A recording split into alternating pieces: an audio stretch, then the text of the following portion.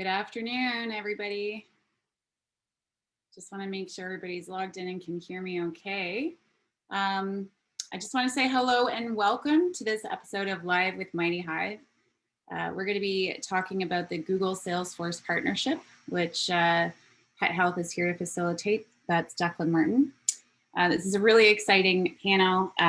We'll be getting into it for about 45 minutes. There'll be some time for questions and answers at the end. So I'm your host today. My name is Tessa Ohlendorf. I'm the Managing Director for MightyHive for Canada. And I'm happy to welcome this panel that you see here, Declan Martin from Pet Health, Nestor Archival from Google, Sachin Gilani from Salesforce, and we're going to get into some intros in a little bit more depth in a minute. But very excited to talk to you all today about Salesforce and Google and bringing email and digital marketing closer together. So just before we get started, I wanted to share a little bit about MightyHive with you all. MightyHive is a new breed of media consultancy. We're a global leader in advanced marketing and advertising solutions. MightyHive provides consulting and services for media operations and training, data strategy, analytics, and so forth. You can see some of our clients on the slide here. If you have any more questions and you want to talk about the things that we do, you can absolutely email us at questions@mightyhive.com or ping me on LinkedIn. Lots of ways to reach us. Just want to remind everybody that this episode is being recorded and will be sent to everybody along with the deck, so no need to take down any notes. Hopefully you can sit back and listen and enjoy the conversation today. And again, just to mention the live Q&A at the end, we really encourage you to bring your questions forward and we'll do our very best to get to all of those by the end of the session. So I just want to provide a little quick background on the Salesforce Google partnership. Google and Salesforce announced this in 2017. They announced that the integration of Google Analytics with Salesforce Marketing Cloud was available to connect sales, marketing, and advertising data, as well as data sharing between Google's G Suite and Salesforce Marketing Cloud. A little bit later in 2018 and 2019, there came more announcements that really were around helping brands build a more complete view of their customers and accelerate their digital transformation. So in 2020, this big tech collaboration resulted in another significant development, which is CRM-fueled digital advertising. And now the brand's sales data in Salesforce can inform its digital advertising across Google's search and display products and the other way around. So email marketing and display advertising had always been in two separate silos, and now that is no more, and you can connect the two. So why now? Salesforce and Google have been around for 20 years. What is going on in the market and why have we been bringing them together now? And why would brands want their email and digital advertising and display working in tandem like this? What's the benefit? So historically, Google and Salesforce operated at opposite ends of the marketing spectrum. So if you look at programmatic search and email on a matrix of reach and personalization, Google, known for search and programmatic, we're in the business of reaching more people with a broader messaging, okay? Salesforce, on the other hand, it was helping clients gather information on existing customers and prospects for highly customizable and personalized communication. So two completely different places on the marketing funnel. But new technology and techniques are bringing these marketing disciplines closer together now. And as more first and second party data choices became available, email marketers expanded their reach. And advanced use of cookies and other tracking tools really help marketers deliver personalized messages to the right person at the right time. So as the display and email began to have more and more in common, they started stepping on each other's toes a little bit. And that meant wasted ad dollars and advertising overkill and disjointed customer journeys and other inefficiencies. Nobody likes inefficiencies in their marketing spend. So there were obvious reasons that the two systems needed to start talking together now. And then to compound this, we have the age of the, really as the age of the third-party cookies comes to a close now, display and email need each other more than ever. Brands are really relying on first-party data to inform their marketing. And first-party data in turn is informed by the analytics that comes from the display advertising. So we are lucky to have 3 trailblazers in the industry with us today, a panel of experts to talk about what marketers can do now that the data can be shared in between email marketing and display systems, and what more is to come. Declan Martin, Nestor Archival Jr., and Sachin Villani represent Pet Health, Google, and Salesforce, and I'm just going to let them all introduce themselves. Declan, let's start with you. Sure, thanks, Tessa. So as Tessa mentioned, Declan Martin, I'm the Director of Acquisition for Pet Health. But a bit of an overview maybe on Pet Health, MightyHive. So we're actually a part of the Fairfax Group. We operate under Crust-Crum and Forrester umbrella of companies. We have 8 brands that sit under Pet Health, and our primary North American operation is the pet shelter and pet insurance markets. Hi, everyone. My name is Nestor Archibald Jr., and I am a senior solutions consultant at Google. And I work directly with a lot of our direct advertisers at Google, helping them set up with Google Analytics and as well as integrations such as with Salesforce. Perfect. Good afternoon or good morning, depending on where you are. Sachin Galani, I'm the country manager for our marketing cloud here at Salesforce. So at Salesforce, we have a number of different clouds that we go to market with. My team is responsible for our MarTech and AdTech suite of applications. We have 4 teams that work with companies all the way down to 1 employee, all the way up to the Loblaws, the Lululemons, and the Rogers of the world. And I'm really looking forward to this panel here. That's great. Thanks a lot. Okay, so we are going to kick it off with our panel questions. And again, I'm going to remind you to, as you think of your questions, to the Q&A. Thanks. So Sachin, let's start with you. So we talked briefly about the history behind the partnership between Salesforce and Google in the intro. These kinds of big tech partnerships don't happen every day. So did you want to add some color to the partnership and talk a little bit about what the spirit of the partnership is all about? Yeah, absolutely. Thanks for that, Tessa. This partnership was pretty groundbreaking for Salesforce and was one of the ones that really got everybody here excited. The history of this really comes down to how both Google and Salesforce think about our customers and helping them think about their customers. And I think that's key. We announced this in 2017, as you mentioned before, and the objective was to bring these products together to help market them together. So that way our customers could do a more effective job of engaging with their customers across their key channels, email, web, and mobile. And we did this because the feedback that we were hearing, both Google and Salesforce, from our customers was they needed a way of capturing and visualizing and acting on their customers' behavior, but the key was in real time. And they needed a way to do this seamlessly and easy for us marketers, because we have high demands, we have high growth targets, marketers have a lot of pressure, and the marketing teams needed a way of doing this without a time-consuming method of customization and code. And that's the spirit behind this. If you look on today, and I think COVID has only reinforced this and accelerated this, it is more important than ever to unify data across every channel that you're targeting your end customers to.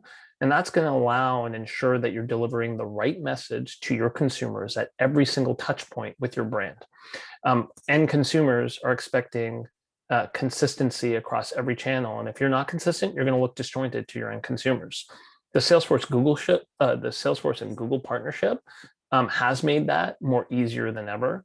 Some of the tactics and some of the examples that this partnership allows is, number one, Salesforce and Google can help tackle your data challenges and connect and help personalize them and personalize that experience for your customers in a real-time way. And I think that's key. Multi-channel metrics are sent to GA360 and their audiences to be shared directly back to Marketing Cloud. So it's easy to set up and it's flexible. So again, that allows marketers to make changes in real time. And then it's an easier and more simplified integration between the two, specifically around Google Ads, because we know how important that is for marketers, and tapping into Google Ads with Marketing Cloud becomes really important. So the spirit around this is real-time data, knowing your customer, and making a lot more customer-centric for end customers. Great, that was really helpful. Thank you for explaining. Nestor, I have a question for you. I just wanted to hear your thoughts. Is this data integration more than just an API? Without getting too far into the weeds, could you explain the partnership in some detail there? Yeah, great question, Tess. And before I get into the integration a little bit and the partnership, I also want to add to what Sachin was saying earlier, around why this is really even happening in the first place, right? And as many of us know, customer journeys are increasingly more complex than ever before. And there's no more one-size-fits-all experience really that works across marketing and advertising touchpoints across web and apps. So enter the integration. So which is really more than just connecting APIs between GA and Marketing Cloud. Obviously, this integration is immensely important to Google and Salesforce from a partnership standpoint. But more importantly, it's central to our marketers' sort of goals around piecing together online and offline customer interactions to see a complete view of a user's journey. So the integration itself does two main things, right? One, it does enrich journey analytics with deep behavioral data to understand how users engage with their sites following a click. So you can think about this as having GA data in Marketing Cloud. And two, it leverages GA audiences to deliver personalized experience across marketing and other touchpoints, which is GA audiences in Marketing Cloud. Now, this is all great, but in addition to this, we do have the integration with Sales Cloud as well. So a lot of our customers leverage that integration to help integrate lead and opportunity data, and have had the privilege of helping a lot of our customers kind of deploy that integration to great results. So together, both these integrations that I just talked about really address our customers' need for a trusted, easy to implement, integrated, and turnkey solution, to manage and action on customer data.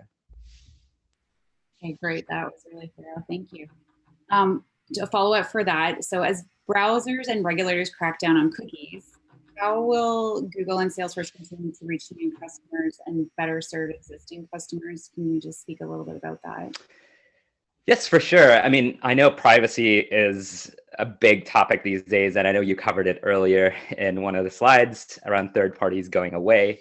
And I do want to say that Google takes privacy, seriously. And as part of the Google Analytics team, it's really part of our mission, to aim to provide privacy-safe analytic solutions to customers globally. So as many of us know, GA primarily relies on first-party data processed on behalf of a customer. And what this means really is that the customer ultimately owns this data, right? And analytics provides full controls for allowing customers to really request data deletion, delete data for individual users, disable data collection, control where data is really exported, and more.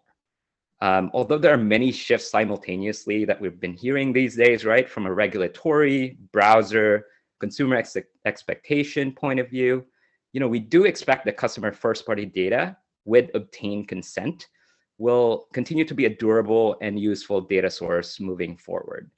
So GA is definitely committed to providing tools to enable customers and to bring in, analyze, and activate their first-party data. And the integrations we're talking about now is really part of this entire narrative. It's all using that first-party data. And we think a lot of these solutions that we put forth is durable in the long term. Okay, great. I have had some feedback that my audio is a little funny, so I'm going to try to just speak up and speak a little clearer. Sorry about that. So Declan, I have a question for you. We just really want to hear about the story of how you chose to connect Salesforce data to your digital advertising and what intrigued you about it and what convinced you that it was the right tool for you. So a little bit about your story there. Thanks. Yeah, sure. Thanks, Tessa. So the integration for us, it actually came on our tail because it was born out of a challenge. And the challenge we had was a singular funnel. We have a very, very large pipeline of clients that are available to us. However, we were only able to use email as a way to message and target these people that we wanted to. And email isn't the favorite channel for everyone to learn about new products that they're unfamiliar with. And even though we have an extremely high open rate of almost 50%, it's still only 1 in every 2 people that engage with us. So the challenge was, how do we market to people outside of email when all we have to go on is an email address? And we weren't really too aware of Ad Studio and how it could be used to share audiences platforms. And it wasn't until I'd spoken to our account rep at the time that we realized that there's a huge opportunity here for us to market towards people who may not have even viewed any of the campaigns that we had run against them.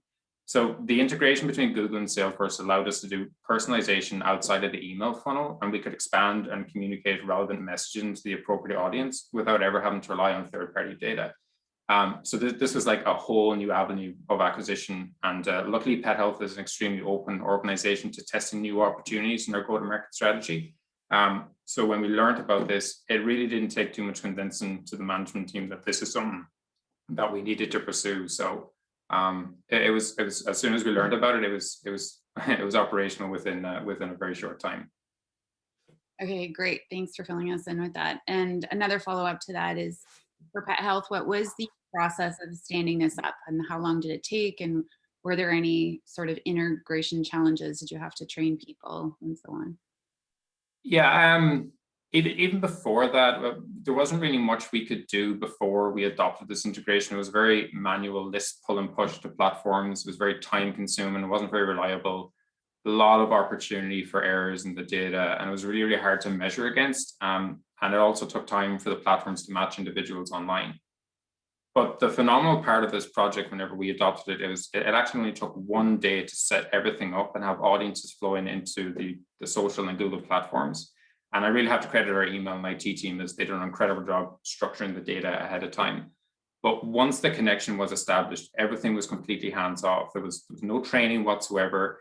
It was literally just a matter of syncing the data up in the accounts and defining what audiences we wanted to push through. After that was done, we could see audiences populating the very next morning, and we were able to activate campaigns. So now we have set it to the customer pipeline that it refreshes daily without the need for any desk input. So the human hours we've saved has actually allowed us to concentrate on a lot of other projects. That must have been so exciting. Oh my God, so fast. Saves so much time. Cool. I have one more question for you, 2 actually. So first one is, what were the advantages once you did get everything connected? You mentioned the efficiency and the saving of time. Anything else you want to mention? And then how did your marketing work before, and what could you do now that you couldn't do then? Yeah, so we're going through a bit of a transformation as of late, and our go-to-market strategy is a part of it. We have a huge competitive advantage from our pipeline of knowing exactly when somebody has adopted a new pet. So while email is still our primary first method of communication through Marketing Cloud, we know we have to be available to the customer in the mediums that they're active in. So this is very much cemented in our acquisition funnel moving forward. Being able to offer personalized approach to digital without a user ever having been on our site before is something very few companies that I've met in the past are able to do. So this integration gives us a huge advantage in the market. That's super impactful. Carries the whole personalization thing right through. Yeah. Last question for you, I believe, is were there any surprises along the way and things that you maybe weren't expecting? I know there's people on the call that might be looking at doing this. Anything you want to let them know to expect that you weren't aware of? And what are your expectations of it now? It's altered our creative process a lot. We can show more relevant content and images to our audiences without ever having to test as much as we have done in the past. So when we're looking at what creatives we need to change in market, we know exactly what pet adoptions have taken place, and we can cater to that audience better. So we're showing something that's relevant at the time. This tactic or this integration that we've adopted actually serves as one of our strongest awareness tactics we have right now. So it's embedded into our media. And I thought whenever we took it on that it would be a more mid to low funnel tactic, but it's driving so much traffic from top down. And we really didn't know what to expect when we started it, to be completely honest. We didn't have anything to compare it to. So it was a total shot in the dark. But it's driving more users to the site that we've had in the past. So it's really doing more of what we had actually hoped it would do in the start. Awesome. Thank you for sharing all of that. And again, a plug for questions. I know that we covered a lot there in a short amount of time. So moving over to Nestor and Sachin, and each of you will have a turn to answer the question, but Jacqueline's just shared how Pet Health is using it to target groups of customers based on behaviors. What are other marketing cloud components and solutions? Did you want to talk a little bit about that? Maybe Sachin, you want to go first? Sure. Declan, thanks so much for that overview too. That was just a very succinct overview. So thank you for sharing that. The Marketing Cloud platform does a lot of different things. And I think they're just starting on their journey here, no pun intended. But I think there are three different tools that I think everybody here on this webinar should think about in the spirit of customization and personalization and having a single view of the customer. The first one is we have a tool that offers real-time personalization, allows you to have one-to-one connection and conversations with your customers. And what it helps you understand is what type of conversation customers want to have across different channels, and then personalize those channels so that you can have a consistent experience for your customer. So if you remember at the start, we were talking about consistency across different channels. We have a tool for that. It's called Interaction Studio. The second one is around customer data consolidation. Unifying customer data across multiple different platforms is key for marketers today. And we have a tool for that. And what it'll essentially essentially allow you to do is make it easier for customers to segment, unify, and act on their customer data, which is the holy grail for every marketer. And that's something called C360, which we just released. And it's essentially our version of a CDP. And then the last one is marketing performance and optimization. And this is going to allow you as a marketer or an IT to get a holistic view of how your marketing campaigns are performing across every single channel, and then giving marketers insights on how to optimize those campaigns. Because every time we talk to marketers, they say, we're throwing a lot of money into these campaigns, but we don't know about our ROI. Well, this tool will allow you to do that, and it's called Data Round. Great. Great.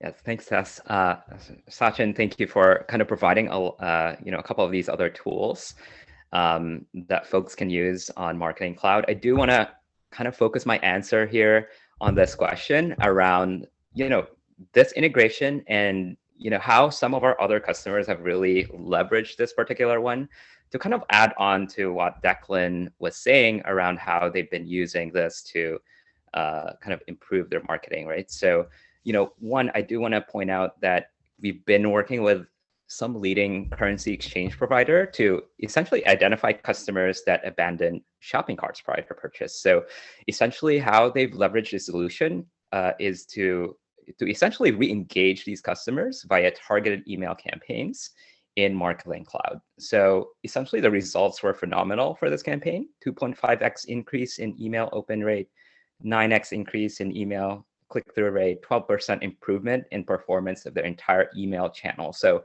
it just goes to show you that, leveraging this particular integration actually opens up a lot of doors. And I do want to get to a second case here that, with a prominent national sports league that we've been working with as well. So facing the challenge of helping all of their individual teams engage with their respective fan bases. So essentially they've leveraged this integration to enable self-service marketing automation really via templated emails and the Marketing Cloud journey dashboards powered by GA.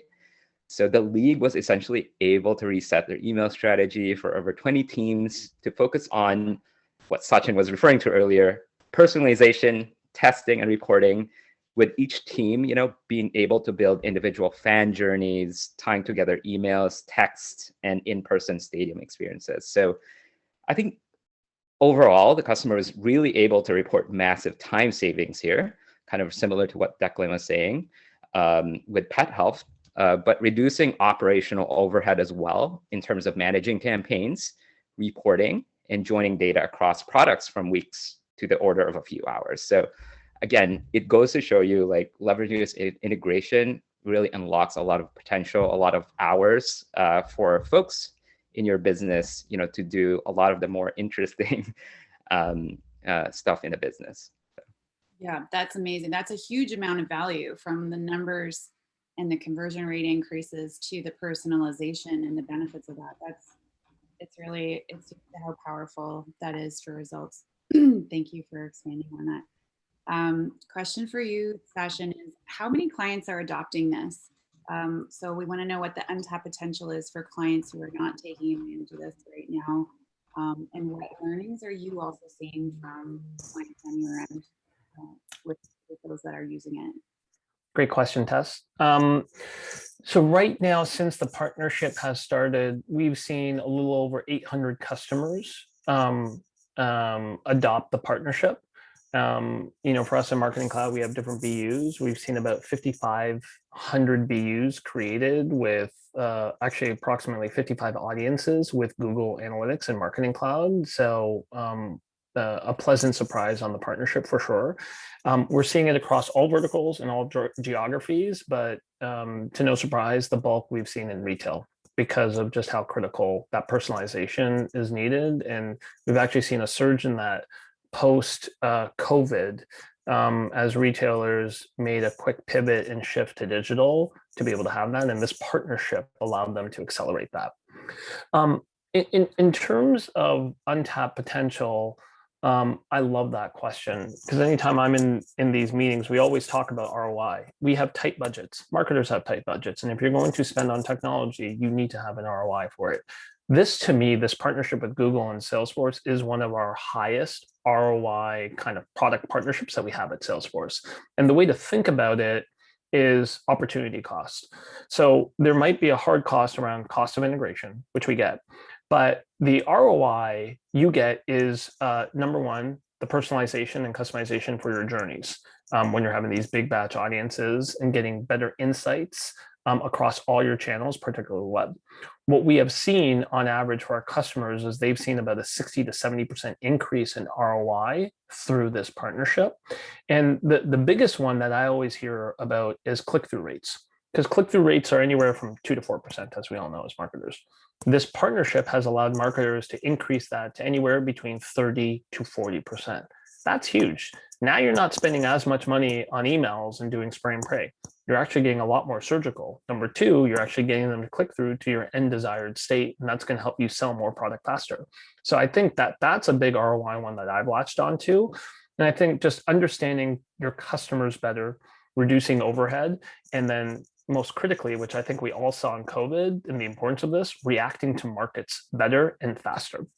And so the marketers I talk to, they're able to increase the number of journeys that they have every single day, and they have a higher degree of personalization than you typically would, which is obviously so critical, especially post-COVID.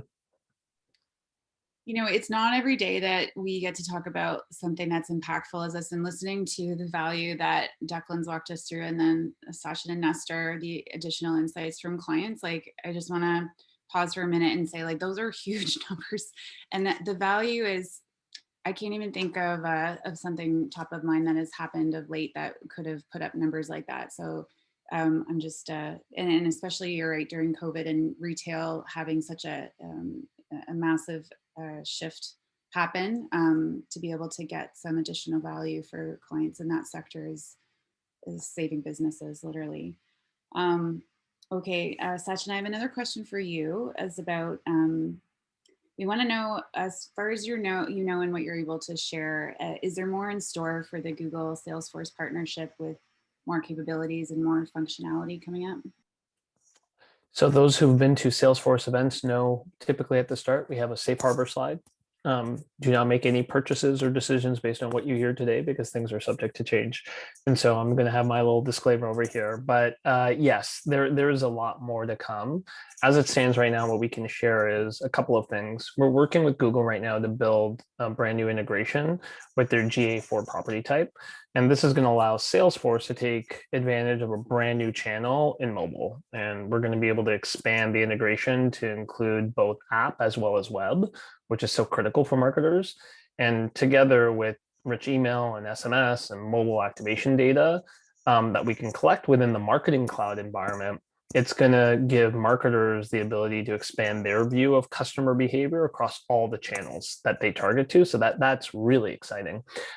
We're also working with our Customer 360 team. So this year we are all about C360 and having a single view of your customer, and that includes with our partners. And so we're working with our customer 360 team and Google to build out a BigQuery integration. The integration is going to really open up the full power of Google and the Salesforce ecosystem of products and customers. And it's going to allow you to do things like segment and activate data across both platforms and provide your customers with true personalized one-to-one journeys, which I think is the holy grail for us marketers and people in IT here. And this is only going to further strengthen our partnership with Google and make it a first-in-class integration for all of our customers in the marketplace. That's awesome. Okay, we'll start to hear more about that later as these things come to fruition. Thank you. I'm going to talk loud again. Sorry. Okay, Nestor, I have another question for you. Wanted to just, you talked a little bit about what customer feedback is. I wondered if you could expand any further on what kind of customer feedback you're getting and what else can come from the current integration. And again, what might be coming in the near term to address some of the feedback points that you're hearing. For sure, great question, Tess. Yeah, we're definitely listening to customer feedback to ensure that we continue to improve the product and the integration and provide an even more seamless integration that provides value here. So I do want to answer this with like two main points here, both addressing a couple of, I guess, feedback that we've been hearing quite a bit. One is around the size of audiences of the users, and two is like the audience freshness. So for the first one, that's really one area I'd like to improve, is to reduce the time it takes to build up, meaningfully sized audiences of users that have engaged, via marketing emails across Analytics 360 and Marketing Cloud. So today we are able to match users with Salesforce once they've clicked through an email. But depending on the scale of these email campaigns and user engagement rates, it can take some time for audiences to really populate, even though many of our mutual customers maintain their own analytics to Salesforce user maps. So based on this feedback, our team is really exploring some possible future functionality that will allow customers to pre-populate the user match table, so that they can start using Analytics 360 audiences, to personalize their Marketing Cloud journeys immediately. So that's the first one. The second one is around the freshness improvements. So we're planning on making some small improvements to improve the freshness of Analytics 360 audiences exported to Marketing Cloud, and essentially the accuracy of activity-specific analytics available through the Marketing Cloud Journey Builder. So, more to come on these things. I know our product teams have been hard at work at this, and hopefully you'll be hearing from us about these improvements soon. Cool. Thank you for that. That's great info. Declan, I'm going to hop back over to you for a second. Just wondering if you had any plans to use this tech in other ways, and if there are things that you wish that it could do that it can't right now as a marketer. Sure. I really wish I knew about the next integration that was coming that Sachin talked about, because what we're working on right now is actually propensity modeling inside of BigQuery, so we can pass data back to Salesforce by identifying clients who might have a higher propensity engagement with compared to those that might not. So I'm really looking forward to that update coming. That's going to be awesome. We're actually in the middle of creating a data hub right now where we can actually pass data back to Salesforce extensions from insights gained in GA360. We're pushing manual audiences right now to DB360, but once the hub is set up, everything should be completely hands-off and automated through BigQuery. As a wish list, there's nothing really that comes to mind right now and that's unavailable. However, I actually think that there's a lot more opportunities for us as an organization to take advantage of the collaboration. So ask me that question again in 6 months, and I might be able to draw more of a wish list for you. That's great. Okay, and things you can see unfolding live here with Sachin bringing fresh insights that you can hear it here first.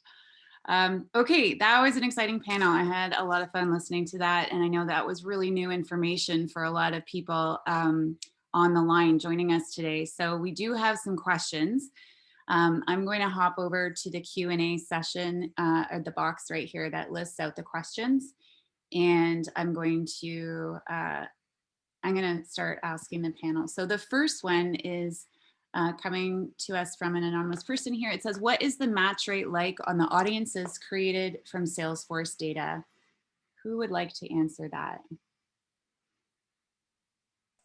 I can kind of give an insight to what we've seen. I won't give the exact figure, but if you've ever uploaded an audience into any social platform or any Google platform, it's pretty much the same. You're not going to see any massive swings from it. It's pretty consistent.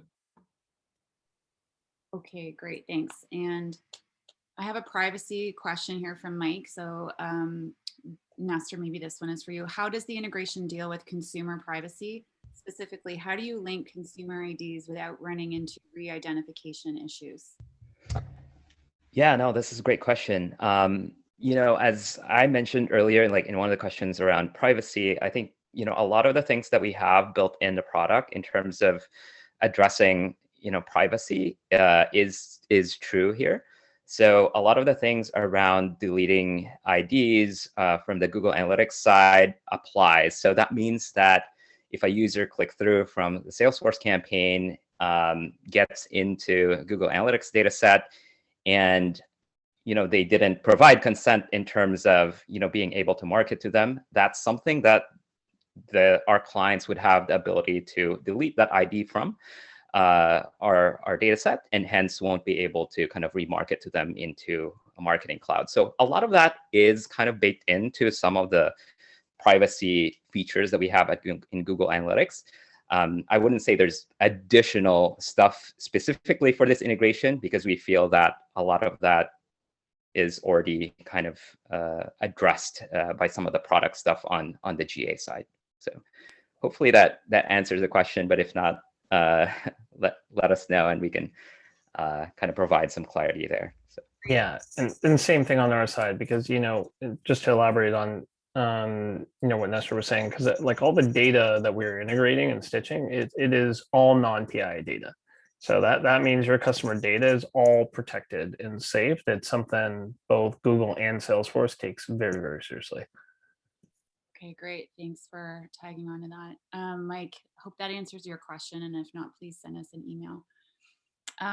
David has a question down here. It's a question for Declan. I'm going to read it. There were some stats published maybe a year ago that stated 74% of consumers want to be treated as an individual, not as a segment, but 80% of consumers are not willing to provide data upfront to improve their experience. Can you give an insight around how you've used Google audience data within your email marketing activity that's personal but not creepy? And did you see any positives or negatives on your metrics, open rates, and so on? Yeah, so we used it the other way around. We used the email data to inform the paid media that had gone behind it. On the creepy side of thing, it's more around showing relevant content to somebody that's going through that cycle, or maybe even evaluating the purchase. I actually get a little bit annoyed whenever I'm showing an ad that is not relevant to me in any way, shape, or form. So then carrying that through to how we execute our campaigns, it's all about just making sure our media dollars are actually getting used efficiently, and we're not bothering people with like something that's completely irrelevant for them and something that they're never going to use. So creepiness factor is completely taken out of it. Everything is, as the guys have mentioned, it's completely anonymized. Like there's no first party names, nothing like that used in any way, shape, or form. And we make sure that we have consent before we try any of this stuff at all. I hope that answers the question a bit. Cool, that's great. Yeah, thanks again, David. If it doesn't answer your question or you want further details, feel free to send us an email. We have a question from Courtney, which I'm going to pass to Sachin. It is, can you elaborate on how Journey Builder and Interaction Studio work together? Great question. So Interaction Studio is part of one of our recent acquisitions, so full out integration within our stack.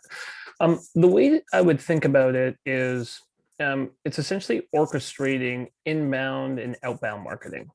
So think about a scenario where somebody visits you on the web or a mobile app. Based on that event, we are triggering a journey. But the key takeaway is it's hyper personalized. So similar to what Declan was just saying earlier, like he hates it if he gets turned off, if he gets a message that's not personalized and customized to him. And if you don't know him, that's essentially the problem that we help try to solve for here.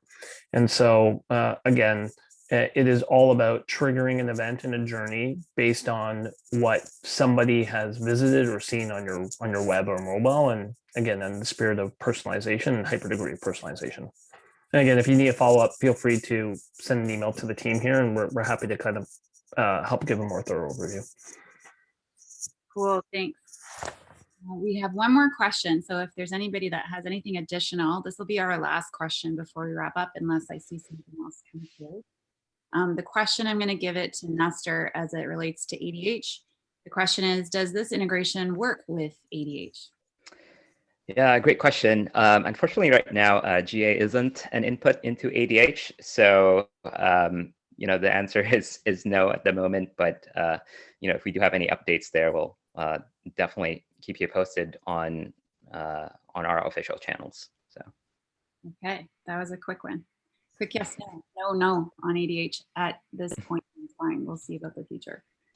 Okay, well, if we're out of questions, then I think that brings us to the end. And I wanted to say a really big thank you for our guests and for our speakers. I hope this has been a really meaningful conversation about some exciting things you can do with this new partnership. I know it's new to a lot of you, so hopefully it helps you build some value within your marketing efforts in the future. And again, if you want to send any questions or feedback or anything like that, we'd be really interested in hearing what you have to say. You can send an email to live@mightyhive.com. So we look forward to seeing you next time. Thanks again for joining. Have a great rest of your day.